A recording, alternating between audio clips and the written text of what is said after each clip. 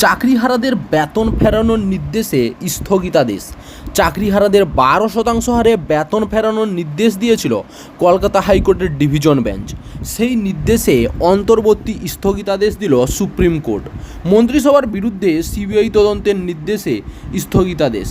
রাজ্য জানিয়েছে সুপারনিউমেরিক পদে কোনো নিয়োগ হয়নি, তাই মন্ত্রিসভার বিরুদ্ধে সিবিআই তদন্তের নির্দেশে স্থগিতাদেশ বহাল রাখল সুপ্রিম কোর্ট।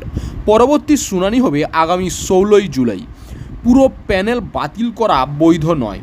যোগ্য অযোগ্য বাছাই করা গেলে পুরো প্যানেল বাতিল করা বৈধ নয়। তার ফলে সার্বিক অভিঘাত আসবে, তা মাথায় রাখতে হবে। সংক্ষিপ্ত রায়দানে বলল সুপ্রিম কোর্ট। 10 মিনিট পর ফিরে সংক্ষিপ্ত নির্দেশনামা পড়া শুরু করলেন প্রধান বিচারপতি। চাকরি বাতিলে স্থগিতাদেশ দিল না সুপ্রিম কোর্ট। আগামী 16 জুলাই মামলার পরবর্তী শুনানি। বিকাশের প্রতিক্রিয়া শুনে সুপ্রিম কোর্ট জানালো, নিয়োগ প্রক্রিয়া অবৈধ হলে সম্পূর্ণ প্যানেলই তো বাতিল হবে। পুরো বিষয়টি বিবেচনা করব। তার আগে কোনো শর্ত ছাড়া স্থগিতাদেশ নয়। যোগ্য এবং অযোগ্য বাছাইয়ের মূল লক্ষ্য। মামলাকারীদের পক্ষে আইনজীবী বিকাশ রঞ্জন ভট্টাচার্যর সওয়াল, টাকার বিনিময়ে চাকরি বিক্রি হয়েছে, বিরাট দুর্নীতি হয়েছে, নাইসা সংস্থায় উঠে গিয়েছে, 23,123 জনের চাকরি সুপারিশ দেওয়া হয়েছিল, প্যানেল বাতিল করে দেওয়া হোক। চাকরি হারাদের আইনজীবী, বৈধ এবং অবৈধদের একই তুলি দিয়ে রং করা হয়েছে, বেআইনি নিয়োগ হয়নি, এমন অনেক চাকরি করছেন, চাকরি হারিয়েছেন। চাকরি হারাদের আইনজীবীকে প্রশ্ন প্রধান বিচারপতির প্রশ্ন, বেআইনি একটি নিয়োগও হয়নি, কেউ অবৈধভাবে চাকরি পাননি। প্রাক্তন বিচারপতি অভিজিৎ গঙ্গোপাধ্যায়ের বিরুদ্ধে পদক্ষেপ নেওয়া উচিত। যদি সে প্রসঙ্গে এড়িয়ে যান প্রধান বিচারপতি, তিনি বলেন এটা রাজনীতি করার জায়গা নয়। বিচারপতির বিরুদ্ধে অভিযোগ আনলে বিরাট লাভ হবে না, দুর্নীতিতে ফোকাস করাই উচিত। চাকরিহারাদের সওয়াল।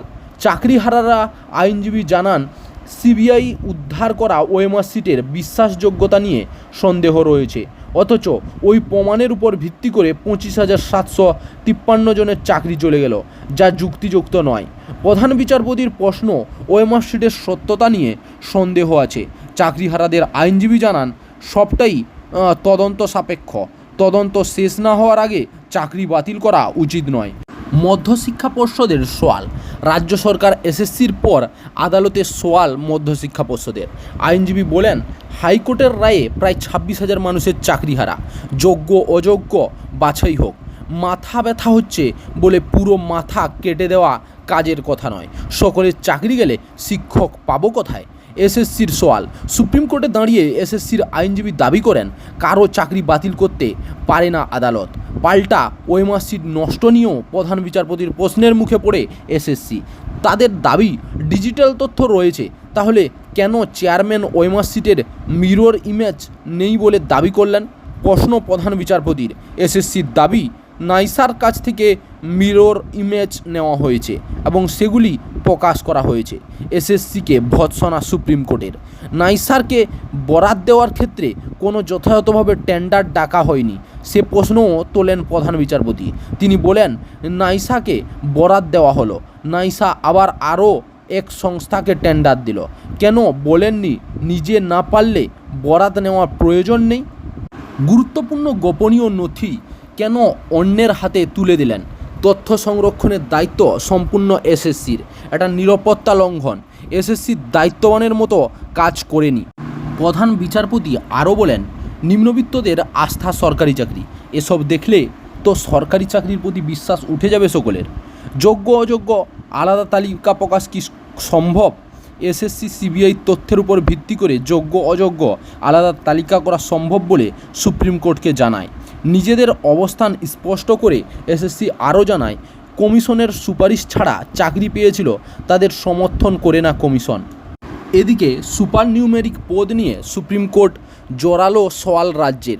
কোনোভাবে আদালতকে বোকা বানাতে চায়নি রাজ্য, দাবি আইনজীবীর। তার ব্যাখ্যা, শুধুমাত্র চাকরি বাতিলের পর ওয়েটিং লিস্টে থাকা প্রার্থীদের নিয়োগ করতে 6,861টি সুপার নিউমেরিক পদ তৈরি করা হয়। 2016 সালের নিয়োগে 6 বছর পর 2022 সালে কেন অতিরিক্ত পদ তৈরি করা হলো তা নিয়ে ফের প্রশ্ন তোলেন প্রধান বিচারপতি। কোনো খারাপ অভিসন্ধি ছিল না। সোয়াল রাজ্যের নিয়োগ প্রক্রিয়ার সঙ্গে রাজ্য কোনোভাবেই যুক্ত নয় বলেও সোয়াল আইনজীবীর। রাজ্যের আইনজীবীর সোয়াল, নিয়োগ প্রক্রিয়া রাজ্যের অবস্থানও স্পষ্ট করেনি আইনজীবী। তিনি জানান, নিয়োগ প্রক্রিয়া সম্পূর্ণ নিয়ন্ত্রণ করে এসএসসি, রাজ্যের সঙ্গে কোনো সম্পর্ক নেই। রাজ্যে শূন্যপদ নির্ধারণ করে আর নিয়োগের পর বেতন দেয়। রাজ্যের আইনজীবী সুপার নিউমেরিক পোস্ট নিয়েও সওয়াল করেন। তিনি বলেন, সুপার নিউমেরিক পোস্ট নিয়ে মন্ত্রিসভার বিরুদ্ধে সিবিআই তদন্তের নির্দেশ দেওয়া হয়েছে, অথচ এই পদ নিয়ে আগেই বিচারপতি গঙ্গোপাধ্যায় সিবিআই অনুসন্ধানের নির্দেশ দিয়েছিলেন। ওই নির্দেশে সুপ্রিম কোর্ট ইতিমধ্যেই স্থগিতাদেশ দিয়েছে। মন্ত্রিসভার বিরুদ্ধে সিবিআই তদন্তের নির্দেশকে রাজ্যের সওয়াল, কোনো দুর্নীতি খুঁজে পাওয়া গিয়েছে কিনা প্রধান বিচারপতির সেই প্রশ্ন তোলেন। রাজ্যের আইনজীবী সাফ জানান, পাওয়া যায়নি। মন্ত্রিসভা শুধুমাত্র ওয়েটিং লিস্টে থেকেই সুপার নিউমেরিক পদে নিয়োগের কথা বলেছিলেন বলেও সওয়াল আইনজীবীর। হাইকোর্টের ডিভিশন বেঞ্চ কোনো বক্তব্য না শুনেই সিবিআই তদন্তের নির্দেশ দিয়েছে। হাইকোর্টের নির্দেশ অনুযায়ী মন্ত্রীদের পাশাপাশি রাজ্যের অ্যাডভোকেট জেনারেল সিবিআই তদন্তের আওতাভুক্ত। এটি সংসদীয় গণতন্ত্র, প্রশ্ন আইনজীবীর। সওয়াল জবাব শোনার পর তিনি বিচারপতি বেশ কিছুক্ষণ নিজেদের মধ্যে আলোচনা করেন। উল্লেখ্য, গত 22 এপ্রিল কলকাতা হাইকোর্টের ডিভিশন বেঞ্চের রায়ে বাতিল হয়েছে 2016 এসএসসি প্যানেল। চাকরি হারিয়েছেন 25,753 জন শিক্ষক এবং অশিক্ষক কর্মী। সেই রায়ের বিরুদ্ধেই সুপ্রিম কোর্টে মামলা দায়ের করেছে রাজ্য সরকার। স্কুল সার্ভিস কমিশনের মধ্যশিক্ষা পর্ষদ। এদিন সুপ্রিম কোর্টের প্রধান বিচারপতি DY চন্দ্রচূড়ের বেঞ্চে সেই মামলার শুনানি ছিল। গত শুনানিতে প্রশ্ন উঠেছিল সুপার নিউমেরিক পদ তৈরি নিয়েও। হাইকোর্ট এই নিয়েই সিবিআইকে তদন্ত করতে বলেছে। তবে প্রথম দিনের শুনানিতে সেই তদন্ত স্থগিতাদেশ দিয়েছে সুপ্রিম কোর্টের বেঞ্চ। আদালত নির্দেশ দেয়, পরবর্তী শুনানি পর্যন্ত সিবিআই কোনো কঠোর পদক্ষেপ করতে পারবে না।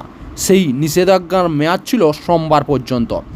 গতকাল শীর্ষ আদালতের প্রধান বিচারপতি DY চন্দ্রচূড়ের এজলাসে এসএসসি 2016 সালের প্যানেল বাতিল মামলা শুনানি ছিল, কিন্তু অন্য মামলার দীর্ঘ শুনানির জেরে চাকরি বাতিল মামলার শুনানি এদিন সম্ভব হয়নি বলে খবর। ফলে মঙ্গলবার একদম শুরুতেই এই মামলার শুনানি। এই 26,000 চাকরিহারার মধ্যে গ্রুপ ডির কর্মীরাও রয়েছেন। তাদের আইনজীবী এদিন মামলাটি একবার উত্থাপন করেছিলেন। সেই সময় প্রধান বিচারপতি বলেন, কয়েকটি ছোটোখাটো বিষয় আছে, সেগুলি শোনার পর এই মামলা শোনাবেন। কিন্তু অন্য মামলার দীর্ঘ শুনানির জেরে এদিন আর ওই মামলার শুনানি সম্ভব হয়নি। তার পরবর্তী মঙ্গলবার সকাল 11:16 নাগাদ শুরু হয় সুপ্রিম শুনানি। চাকরির খবর থেকে শুরু করে নিয়োগের খবর থেকে শুরু করে ঝড় ঝঞ্ঝা, দেশ বিদেশ, রাজ্য, জেলা এবং আপনার শহরের খবর একটা চ্যানেল আমাদের newsbangla.com-এ সবার আগে আপনারা পেয়ে যাবেন। তাই চ্যানেলটাকে অতি অবশ্যই সাবস্ক্রাইব করে পাশ থেকে বেল আইকনটা ক্লিক করে অল নোটিফিকেশন অন করে রাখুন। জয় হিন্দ, জয় ভারত।